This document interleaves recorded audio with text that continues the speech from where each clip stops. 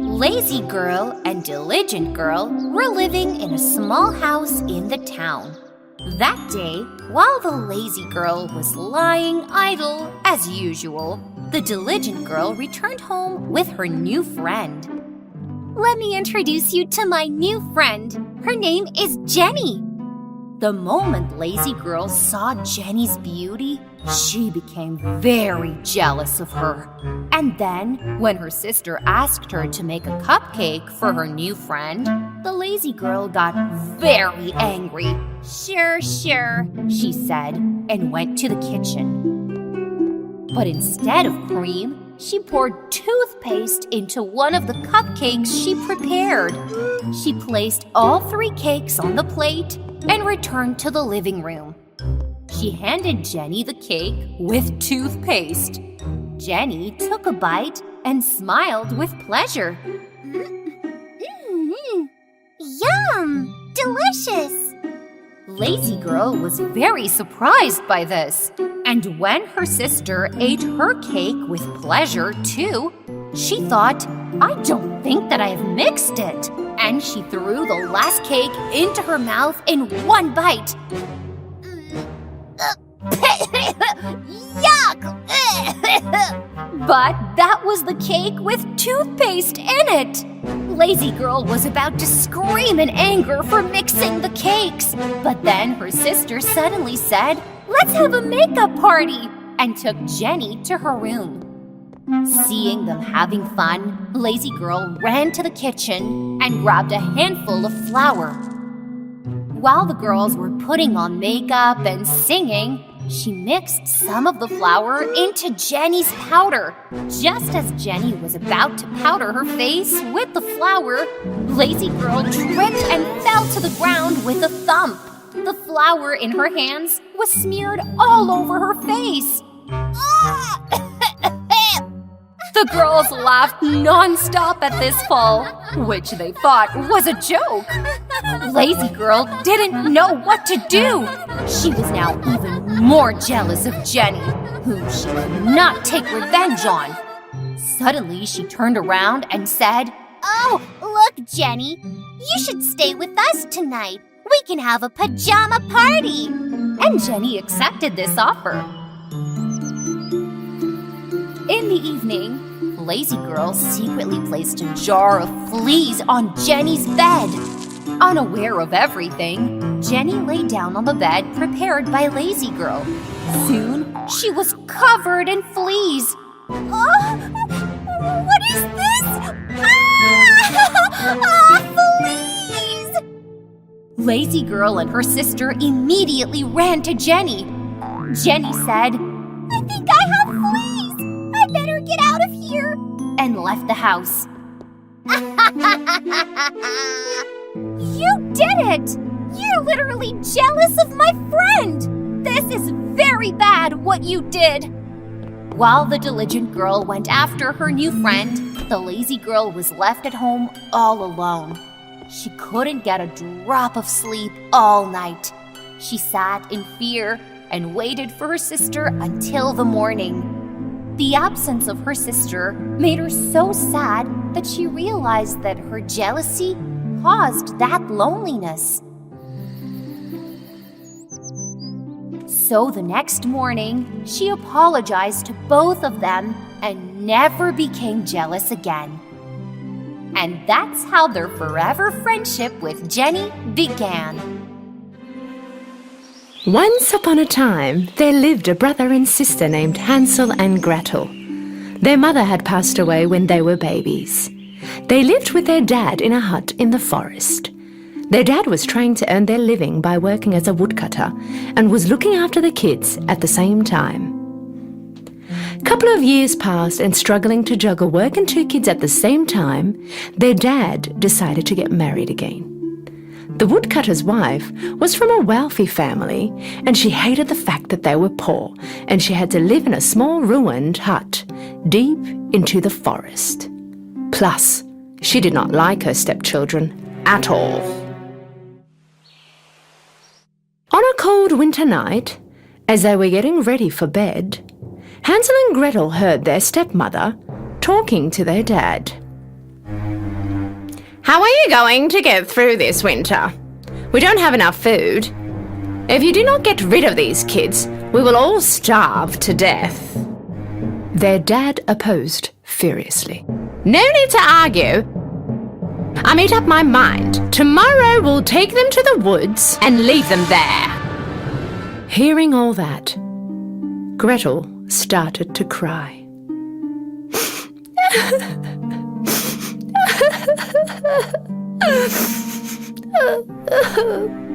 Her brother Hansel comforted her. "Please don't worry, Gretel. Somehow we'll find our way back home." Later that night, Hansel snuck out and collected as many pebbles as he could in his pockets.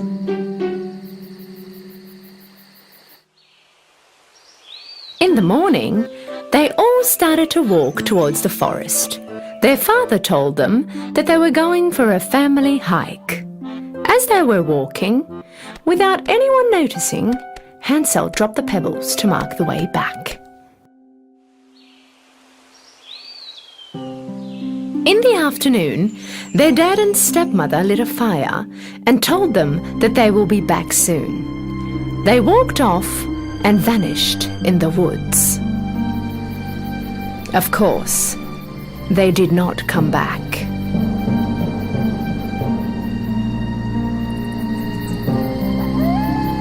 When the night fell, the horrible sounds of all the wild animals in the forest started to echo around them. Shivering with the horrifying sounds of the wolves, Hansel and Gretel did not leave the fireside until the moonrise. Then they started to follow the pebbles shining in the moonlight and walk towards home. Well done, Hansel. This was very clever of you. When the kids came back home, their dad was very happy and surprised at the same time. Their stepmother also acted as if she was happy, but deep inside, her decision was still the same. She was very upset that they were back. After 3 days, the stepmother tried to get rid of them again. This time at night, she locked Hansel and Gretel's door and did not allow Hansel to collect pebbles again. But Hansel was a clever boy. When they were walking to the forest in the morning, this time he dropped the breadcrumbs that he had put in his pocket the night before and again made a trail the way back home. Around noon, their father and stepmother made up an excuse and went off, leaving them all alone in the forest again. Realizing that they were not coming back, Hansel and Gretel wanted to start walking back home before it got dark. But this time, they could not find the trail they left because all the breadcrumbs were eaten by the birds. Gretel started crying. For the first time, Hansel also felt hopeless. This time the kids were really lost. With no food and scared to death, they wandered around the forest for 3 days. On the 3rd day, they saw a bird, white as snow. The bird chirped songs with its beautiful voice for them.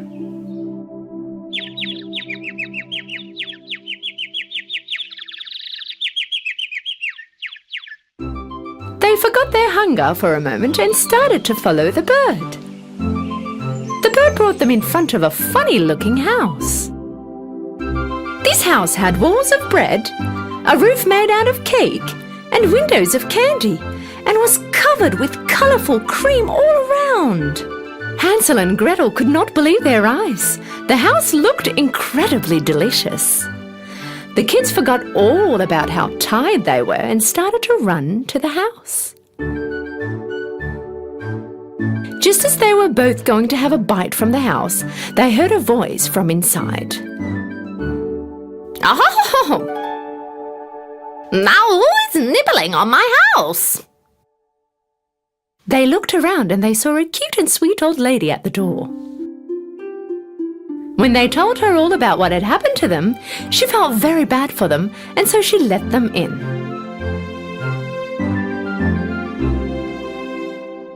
The inside of the house was very different from the outside. It was dark, scary, and it didn't feel right. But because they were so tired and hungry, the kids did not care much. The old lady brought all kinds of food and desserts for them, and the kids ate food that they hadn't had before. That night, they slept on the softest bed they had ever seen. When they woke up in the morning, the old lady wasn't there. They started to look around. At the end of the corridor, they saw a small door.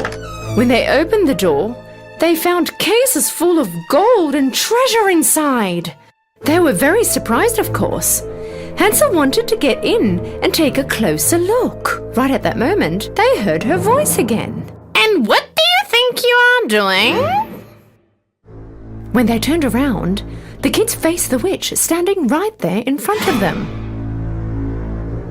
Apparently, the old lady was a witch leading the kids to a dungeon with a house covered with cake and candy. The kids tried to run away, but the door was locked. The witch pulled Hansel by the hair and locked him in a cage. Then she dragged Gretel to the kitchen.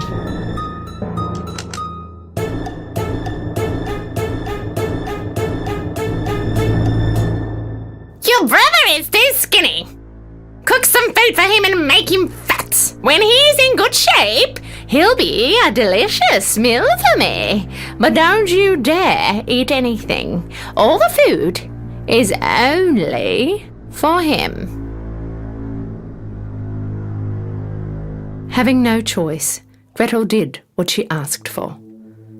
Fortunately, Hansel was a clever and wise boy.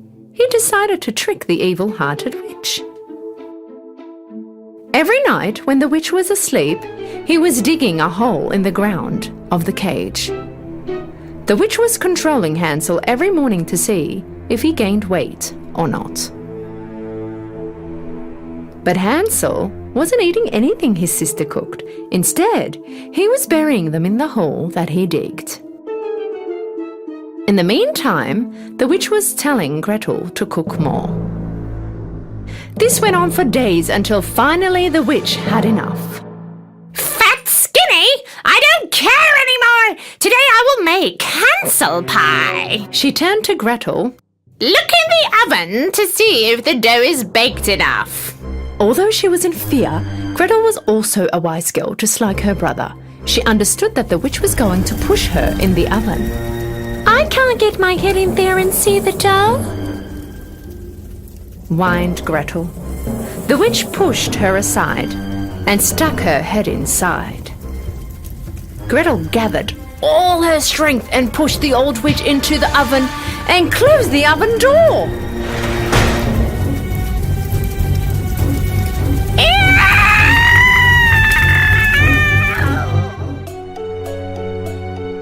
Gretel knew where the witch was hiding the keys.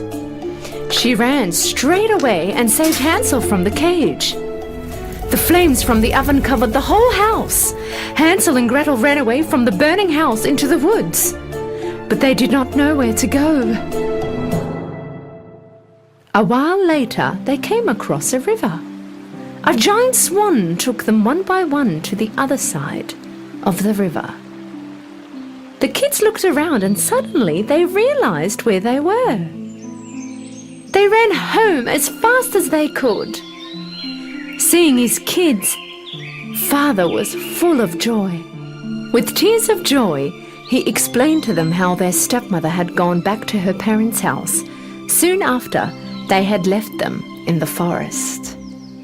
And how sorry he was for all that he did, and no matter how hard he had searched for them, they were nowhere to be found. The kids loved their father very much, so they forgave him. But another surprise was waiting for their father. They both reached their pockets and brought out gold and diamonds they had found in the witch's home. Their father could not believe his eyes. All the problems that their family had ever had went away, and they lived happily ever after. Once upon a time, in a land far, far away, there lived two best friends. Their names were Kay and Gerda.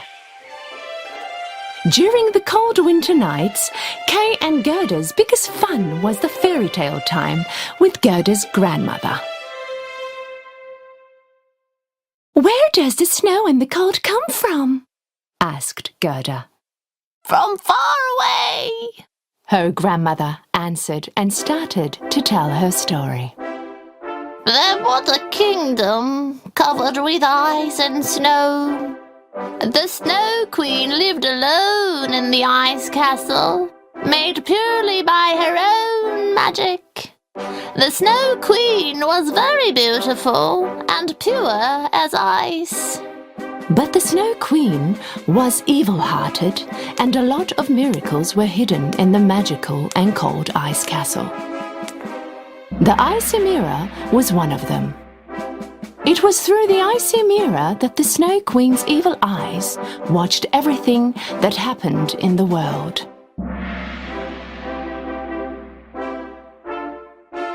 Right at that moment, Gerda saw the Snow Queen watching them behind the window.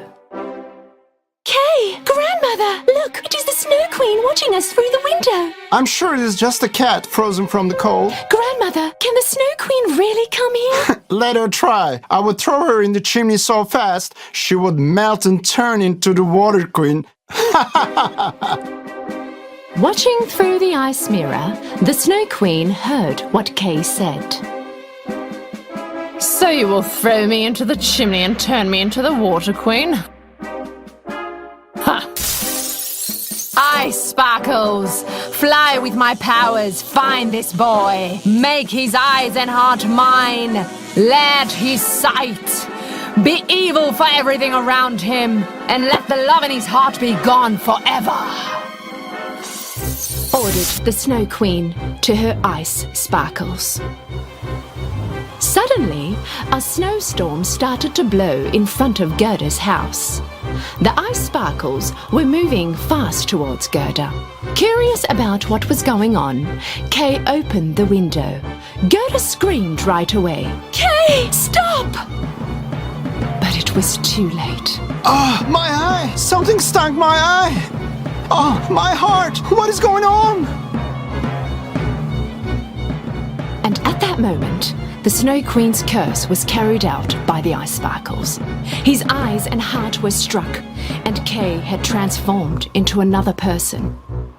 Gerda asked him what had happened, but Kay yelled at her. Nothing! I'm fine! Leave me alone! This was weird. Kay was never rude to Gerda like this. She just couldn't understand why all of a sudden he started to behave this way. Kay's rude behavior continued to the next morning. When Kay was taking his sleigh out of the garden, Gerda asked him where he was going. He snapped at her again. He jumped on his sleigh and moved away. Gerda ran after him, but could not reach him. Suddenly, on her sleigh, the Snow Queen appeared from nowhere, and Kay started to follow her.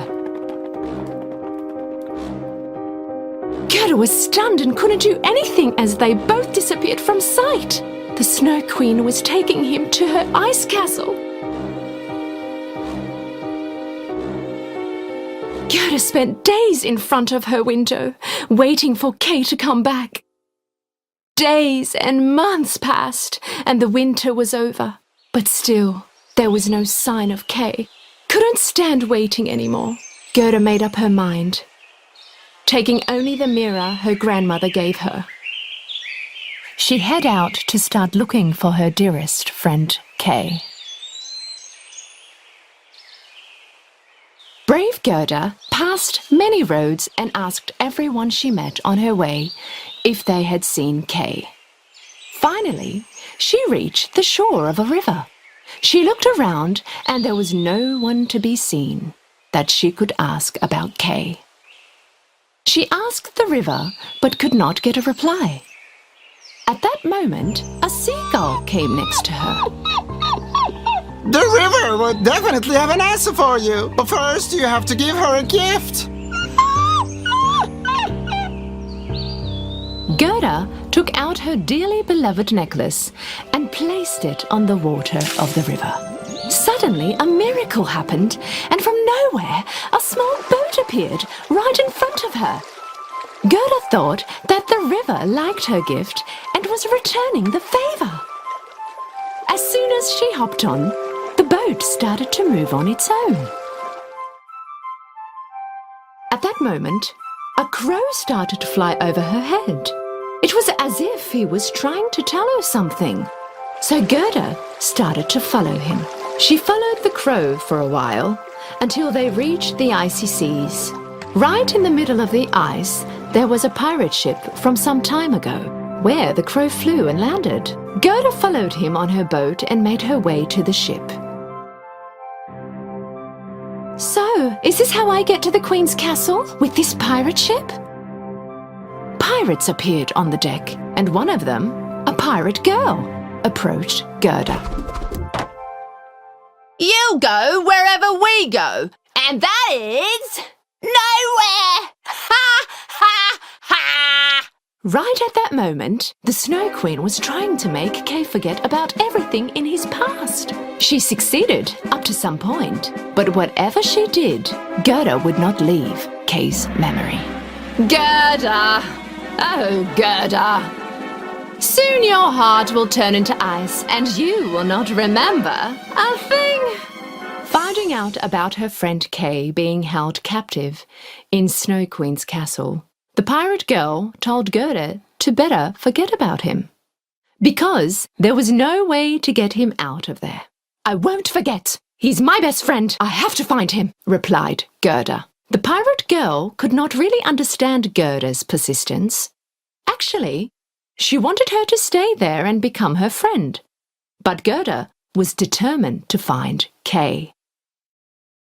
I'll do whatever it takes to rescue him. Because she had no friends, the pirate girl really admired Gerda's attitude and decided to help her. The next day, at sunrise, the pirate girl brought Gerda a reindeer. This was the fastest reindeer in the whole Snow Kingdom, and she was going to show Gerda the way. Promise me that you will get that icy witch. You will also save our ship. I promise I'll return your favour, answered Gerda. Riding the reindeer, Gerda was on her way. First, she had to find out how she could defeat the Snow Queen. The reindeer was going to show her how.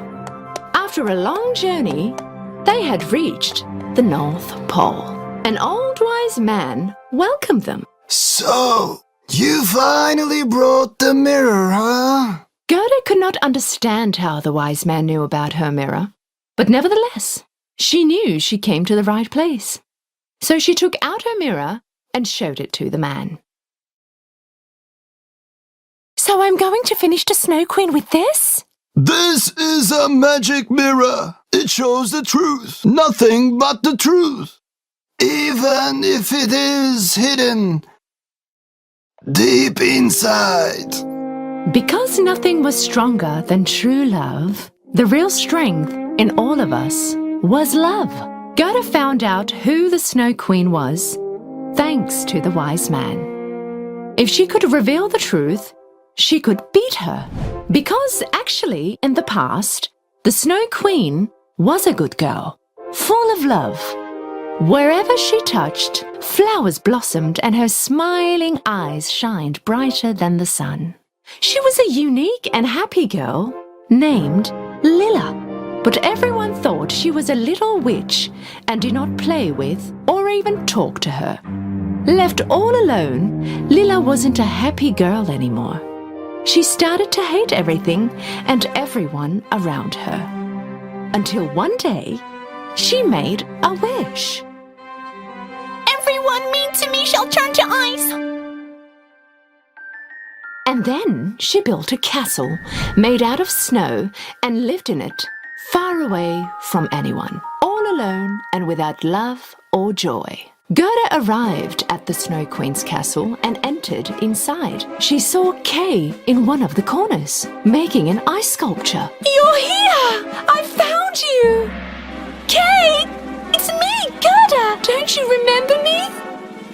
Kay looked at Gerda, but he did not recognize her. Ha! Ha! His heart, like everything else here, has turned into ice. Gerda did not pay any attention to what the Snow Queen was saying. Let him go! He belongs to me now.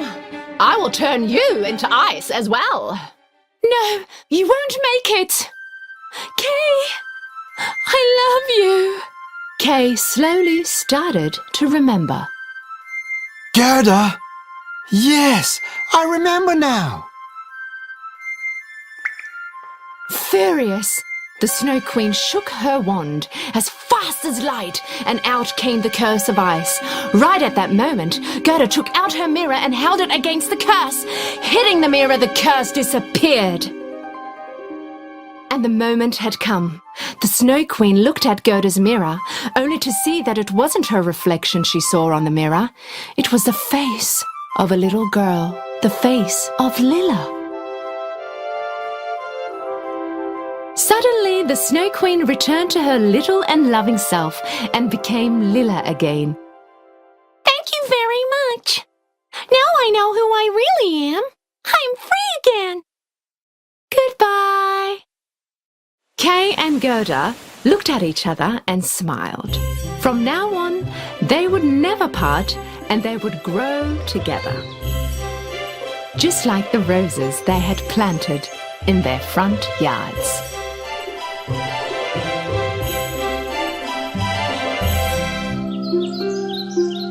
Once upon a time, there lived a married couple.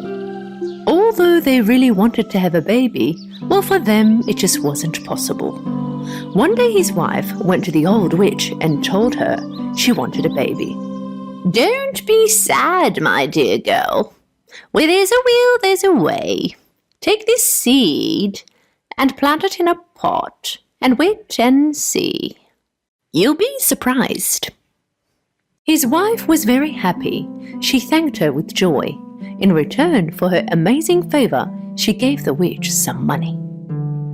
Later on, she went straight home and planted the seed in a pot. With great patience, she began to wait near the pot. Soon later, a big tulip-like flower began to blossom. Right that moment, she thought to herself, "What a beautiful flower." With its leaves still unfolded, she reached over and kissed it. Short after, the leaves began to unfold. In the flower was a child sitting down. With great confusion, the lady picked up the tiny girl in her hand. "What a tiny little child you are! Your name should be Thumbelina." The lady made Thumbelina's crib out of a walnut shell, her mattress from violet leaves, and her blanket from rose petals. Thumbelina managed to adapt to her new life with ease. At night time, she would sleep in her bed that was made just for her, and during the day she would play on the table and sing songs. One night, while she was sleeping in her bed, an ugly frog appeared from the window. It saw the little girl sleeping in a walnut shell. Rabbit, oh my, what a tiny and beautiful girl you are. You'd make a great friend to my son. As fast as it could, the frog grabbed the walnut shell and went out the window. Right near the house was a swamp. The house in which the ugly frog and his son lived in was right here. The son of the ugly frog was just as ugly as his father. When he saw the tiny girl his father had brought him, he croaked at the top of his lungs. Rabbit, rabbit. Stop croaking. You're going to wake the girl up. If she wakes up, she will run away in fear. Rabbit. The father and son decided to make the little girl a place where she could stay. Father Frog had a great idea. Let's place the little girl on one of the lilies over at the stream. Being surrounded with all that water, it will be impossible for her to get away. Father Frog took Thumbelina with her crib and placed it on one of the lilies. In the morning, with the sparkling light of the sun, Thumbelina woke up. When she noticed she wasn't at home and saw that she was surrounded in water, in fear she began to cry. Where am I? Father and Son Frog went over to get Thumbelina. Here's your new friend. I'm preparing a great new home for you. It will be in the very deep waters of the swamp. Father and son took Thumbelina's crib, made from a walnut shell, and swam off, leaving her right there on the leaf. At that very moment, some red fish were swimming along, and they overheard what the ugly frog was saying. They couldn't stand the idea of an ugly swamp frog upsetting such a beautiful girl such as Thumbelina. Don't you worry, little girl. We are going to save you. All together, they chewed on the stem of the lily where she was sitting on, and they broke it. All alone now, the leaf got caught in a rip current and managed to get away. Making way on the current in her green leaf left all the birds with great admiration. How beautiful and tiny she is. As she was on her way, she passed a rather big maybug. He grabbed her as fast as he could and landed on a tree. Finding herself on a tree, Thumbelina was very frightened. What type of a bug are you? And why did you bring me here? I'm a maybug, and I have never seen a bug such as yourself before, so I wanted my friends to see you. Later on, all the other maybugs sitting on the same tree came around to visit Thumbelina. Trying hard not to show it, all the maybugs were jealous of her amazing beauty. You're a funny creature. How rickety, doesn't even have wings. How ugly. You can barely look at her face. You are free to go wherever you want. We don't want such an ugly thing being near us. Thumbelina spent the whole summer all by herself. She overcame her hunger and thirst by drinking the water of the flowers. A long time passed and the weather began to cool. Because of her summer clothes, she got cold. A field appeared from afar. The field was covered in straw. After a long walk, Thumbelina made it to the field. Under the straw, she managed to find a field rat's home. With a chance on finding some food, Thumbelina knocked on his door and asked for some barley. Kind-hearted field rat took her in. She got in that instant and ate up all the food the rat had offered. The field rat really liked Thumbelina. If you tell me a story every day, I will allow you to stay with me to the end of winter. With great satisfaction, Thumbelina accepted her offer. Today my neighbour will come by. He's in better condition than me. If you go with him, you'll be very comfortable. But keep in mind, he has very bad eyesight. You will need to tell your best fairy tales and occupy him forever. A little while later, with his velvet fur on his back, appeared a mole. Thumbelina wasn't very fond with the mole, but she didn't want to disappoint him, so she agreed to sing a song for him. Fly, fly, ladybug, wedding will be tomorrow. Mommy will buy you new shoes and clothes tomorrow. Even though he had poor eyesight, the mole realized he liked Thumbelina very much and decided to take her home. I managed to come all this way by digging a hole and making a tunnel. If you like, we can go the same way and I can show you my house. Thumbelina was hesitant to go. Seeing the rat agreeing, Thumbelina accepted his offer. They managed to make their way. During this time, they saw a swallow lying down on the ground with its wings on its side and its head and feet tucked under its feathers. This bird wasn't here when I was coming. It must have just fallen through the hole.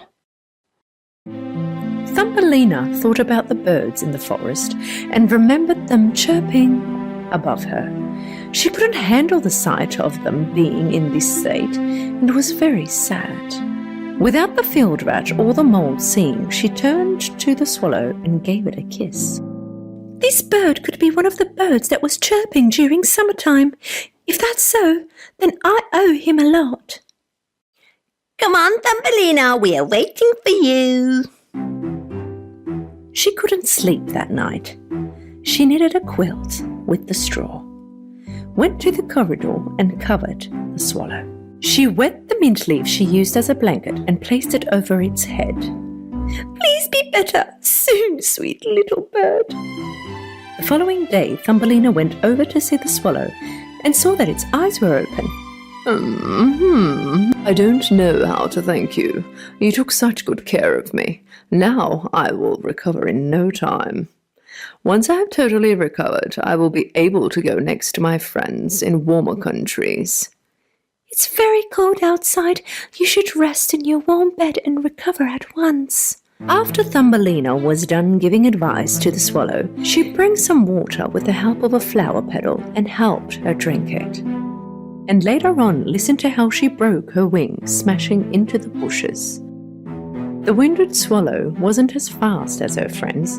She was tired, and so she fell. At last, spring had sprung, and the sun began to warm the land once again. The swallow knew that it was time to say goodbye to Thumbelina. Would you like to come to the forest with me? I would have liked to come with you, but my friend the field rat would be very sad. I can't leave her. In that case, farewell, Thumbelina. Maybe someday we will meet again. With teary eyes, Thumbelina watched the swallow fly away. With summer ahead, Thumbelina's worries began to arise. It is summer now. Now that the third mole would like to marry you, we should get some beautiful clothes together. When winter is here, be ready to live with me underground in the soil, Thumbelina. Before Thumbelina began her life underground where it was cold and dark, she went outside for the last time to see the sun. Just as she was about to enter, right above her head, she heard a bird. When she turned her head up to have a look, she saw her most loved swallow. Thumbelina told the swallow that she was being forced to marry the mole and that she had to live underground where there was no sunlight. Winter is nearly here. We are preparing to go to warmer countries. Please come with us. You've saved my life. I would like to pay you back. This time, Thumbelina accepted the swallow's offer. And off they went. Thumbelina and the swallow flew away over the forests, seas, and the mountains covered in snow. Later, the two friends arrived at warmer countries. These places were amazing. The sun was brighter and the sky was shimmering. This is my home. Please pick the best flower for yourself. This is beautiful. The swallow placed Thumbelina in a beautiful flower. Amongst all this beauty, Thumbelina was very happy. Sitting in her flower and looking at it in detail, she was mesmerized. In the flower sat a tiny man as shiny as glass. This man was the fairy of this flower. Every flower had its own fairy. He was as tall as a finger. He had shiny wings on his shoulders and a golden crown on his head. It was the first time the handsome fairy had seen a beautiful girl the same size as he was.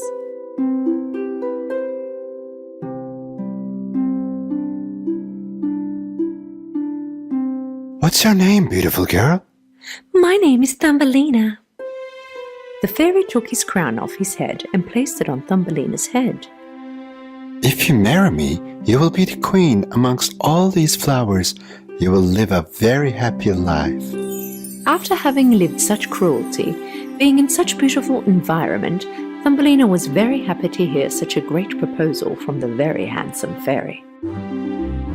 The fairy held Thumbelina's hand, and right at that moment 2 wings appeared on Thumbelina's shoulders. Thumbelina was now the fairy queen. Together they lived a long and happy life. The Goose Girl. Once upon a time, a queen and her daughter were living together in the most beautiful castle in the country. The princess had a fairy she loved very much. This fairy always protected her. One day, when the princess reached the age of marriage, she decided to set out to meet the prince of another country.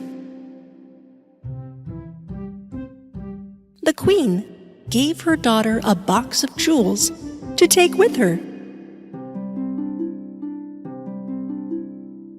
If anyone realizes that you are a princess on the way, bad things can happen to you, my dear daughter. So you will be accompanied by my assistant rather than a soldier. The good fairy also had gifts for the princess. She gave her a talking horse named Falada. Hey, I'm happy to hit the road, my princess. There is one more thing I want to give you, my princess. The fairy gave the princess a handkerchief. This is a magical handkerchief for my princess. Keep it always with you and use it when you need it. The princess said goodbye and got on Falada, and her assistant was on a donkey. Hours later, the princess, walking along the forest road, was very tired and stopped to get some rest. Oh, I'm so thirsty. We have water with us. Could you please give me some? The assistant girl drank from the water. Sorry, princess, but I was so thirsty too, so I drank it all. Find yourself another water. I'm not your servant. The princess was surprised at the servant's lack of respect, but she didn't say anything. They continued on the road. After some time passed, the princess stopped. Royal assistant, could you please get me some water from the fountain, please? Sorry, princess, but I'm not your maid. I told you. You can get off your horse and get your own water. The princess and Falada made eye contact. You know, I'm starting to have second thoughts about this assistant girl. You'd better be careful around her. The princess got off her horse, and she got down and drank some water with her palm. The magic handkerchief in her pocket suddenly started talking. Be careful, my princess. This assistant girl is dangerous. But as the princess bowed down to drink, her magic handkerchief fell into the water. Oh no! Seeing the magic handkerchief flowing in the water, the assistant girl saw her opportunity. You have no more power left. From now on, I am giving all the orders. You will do exactly what I say. Now, take off the princess clothes and give them to me. If you tell anyone the truth, I'll get you jailed. The assistant girl did not only wear the princess's clothes, she also got on her horse, Falada, and started to move forward. The real princess, on the other hand, got on the donkey and slowly followed. After a while, they both arrived at the prince's palace. When the prince welcomed them, he thought the assistant girl was a princess and invited her in. But he also noticed the servant girl, who was actually the real princess. Well, my prince, she's just a servant. She doesn't need to come inside the palace with us. It would be best if you gave her a job and remind her of her place as my servant." So the prince did so, and introduced her to a boy named Conrad, who was the keeper of the geese. By helping Conrad, you can be a goose shepherd too. "My prince, I have one more request from you. Could you tie up this grumpy horse? Better yet, lock him in chains. He almost threw me off on the way here." So the prince summoned an assistant and ordered him to chain the horse to a barn. The assistant girl was trying to make sure her deception stayed a secret and fooled the prince. The real princess was sad and wept that her horse Falada had been chained up. She immediately went to the barn to see him. Poor Falada was just standing there in chains. "Oh, Falada, what have they done to you?" If your queen mother had heard what had happened, she would be very upset, my princess. Sadly, the princess left her horse Falada and started herding geese in the meadow with Conrad. After a while, she sat down on a stone to rest and unfastened the gold hair clips that held her beautiful hair. When Conrad saw these shiny hair clips, he immediately approached the princess's hair and wanted to take them. Golden hair clips? I want these golden hair clips. "Ah! Leave my hair alone!" Blow, crazy wind, blow fast and straight. Take Conrad's hat and take it away. At that moment, such a crazy wind blew that Conrad's hat flew off his head.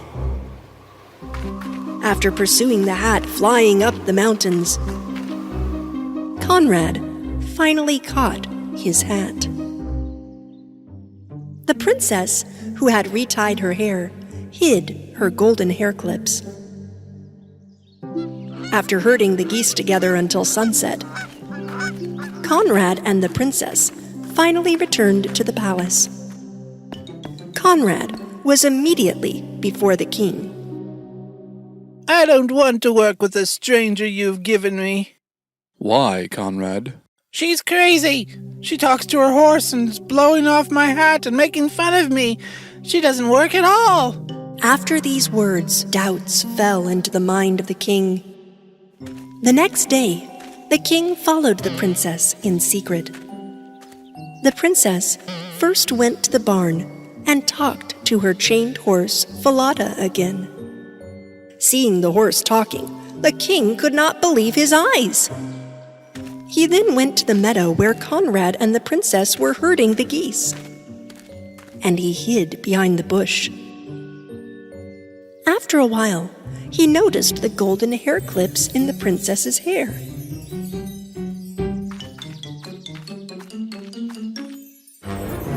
Blow, crazy wind, blow right away.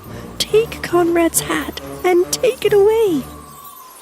After these words of the princess, a very crazy wind started to blow, and the hat flew again. Conrad ran after his hat up to the mountains. Meanwhile, the princess hid her golden hair clips again in her hair.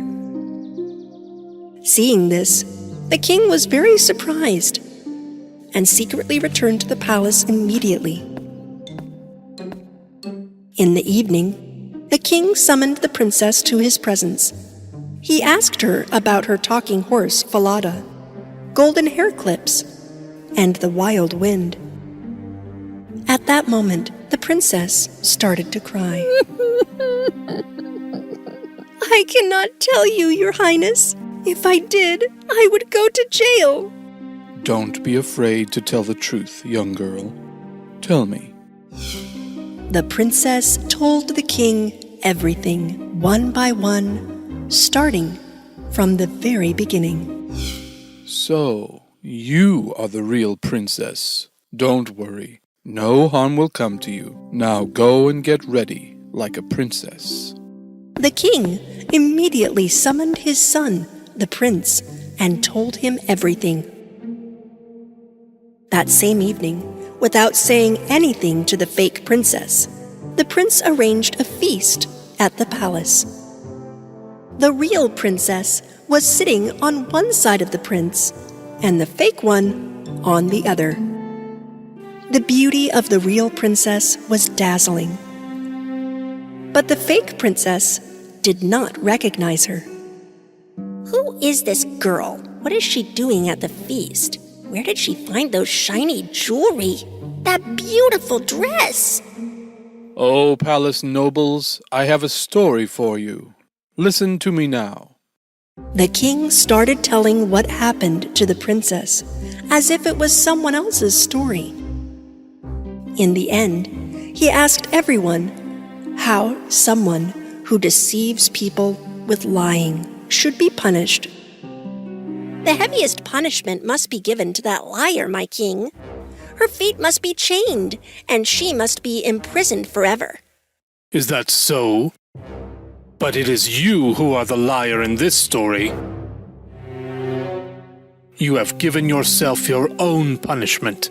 Soldiers, take this liar out of my presence now. The assistant girl thus suffered the punishment for ruining the princess's life by lying. The prince proposed to the real princess that night.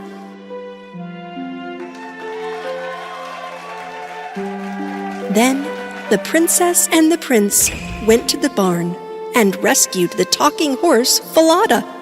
The truth finally came out, my princess. If your queen mother saw this moment, she would cry with happiness. The princess and the prince have started a new life in which they are very happy now.